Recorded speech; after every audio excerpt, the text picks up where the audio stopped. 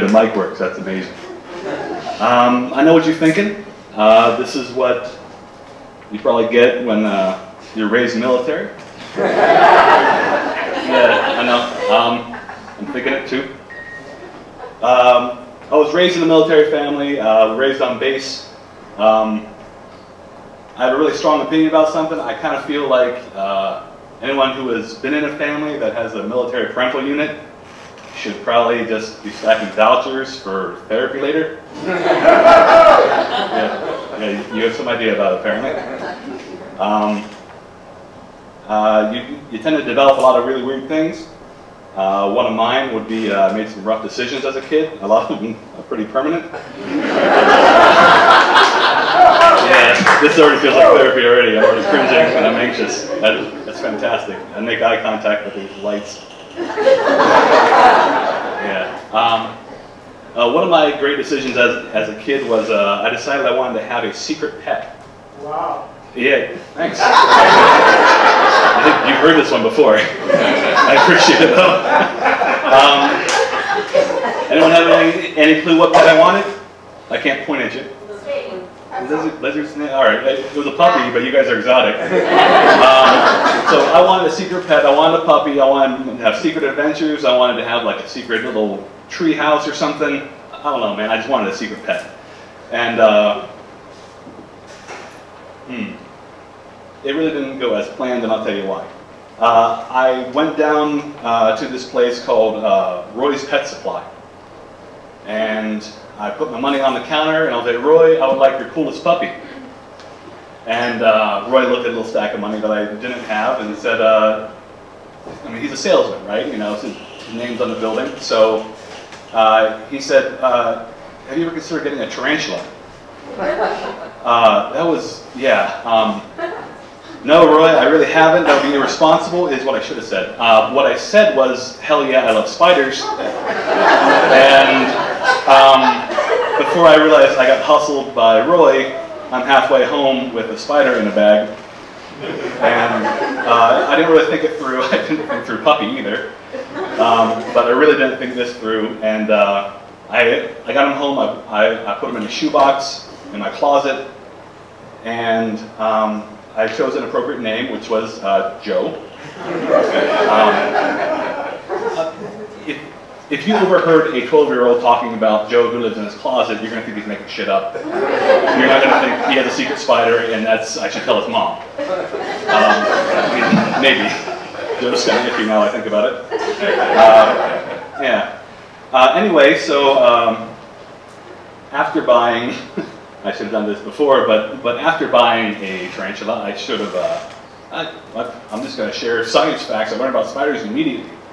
First off, apparently they're exclusively carnivorous, which, to those who don't know, means they eat living things. You should probably know that before buying a spider, but, you know, smart kid. Secondly, there are 3 different sizes. I didn't know this either. First category, the smallest, would be the itsy bitsy spiders. You've heard of these. They live in water spouts. They are not huge fans of rain. The other 2 categories are more concerning. There's the oh no and the fuck no spider. Roy sold me, a child, a secret fuck no spider that I kept in my closet and named Joe. I learned some more unsettling things later, namely after a couple weeks of feeding him live crickets and whatnot, you know, kind of losing interest in that. I learned that they also eat baby mice. Yeah, see, yeah, I should have known that. Now, I'm a 12-year-old boy, so that was awesome, and I bought a baby baby mouse, not as a pet for my spider, like to eat. I gave him yeah. The lights are confusing. So anyway, I got home with my little secret, for my little secret pet, and I went up to my closet, I opened up the closet, and my mom wasn't home, and I brought the bag out, and I got this little mouse out, and I got my younger brother, older brother's here, my younger brother came in, and he saw what I was doing. Yeah, it gets worse. Stay tuned. So I held out, you know, I was kind of frozen. He had walked in midway through something. He had interrupted more important things previously. It's fine. You guys are weird. That didn't sound too great. That's awesome.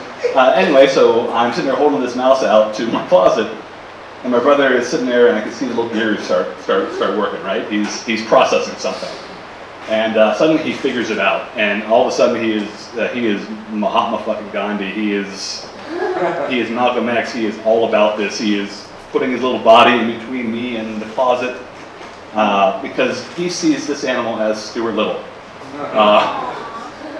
It gets worse. But yeah, he does, and that's a bond you have as a kid. Anyway, so naturally, being the older brother with the superior command of logic, I decided to give in because there's no way that this is going to go away before the candlelight vigil, and my mom will be home in a couple hours. So I take his hand and we head right back down to Roy's Pet Supply, and we get there and he's feeling better, and we talk to Roy, and Roy's understanding, and we can just exchange it back for whatever the rodent to cricket exchange ratio is for that day. And I hand him a little bag of, thank you, I hand him a bag of baby mouse, and he gives me the keys, and I go get crickets, and we're on our way out, and we look over, and Roy has a crowd, which is awesome because Roy is also a showman. That's why his name was the building, like I said.